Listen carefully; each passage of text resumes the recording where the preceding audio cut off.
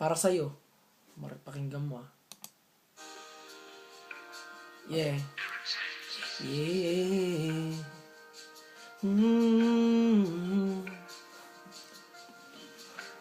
Para sa'yo, June.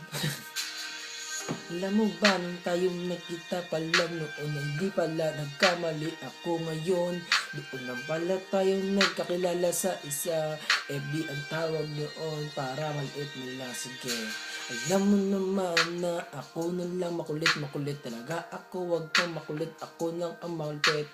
Huwag kang makulit kasi hindi ka naman makulit. Ako lang nag-iisa, only number 1 sa Pinas na makulit. Pangalan Joshua, papakilala ako sa iyo para malaman mo ang totoong pangalan ko. Hindi ako si Juanito, hinalo ng Jorex. Ako si Joshua, para lang malaman mo. Alam kong maganda ka at may gusto ako sa iyo. Ngunit hindi mo rin pala ako gusto.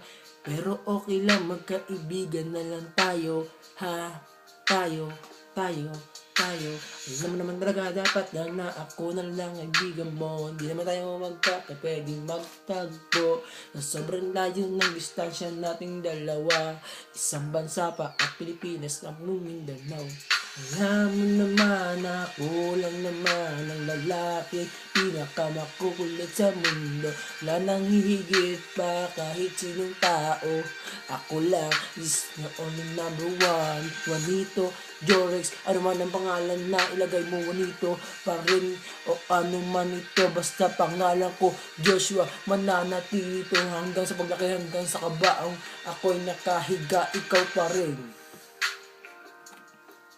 Yan, tapos na.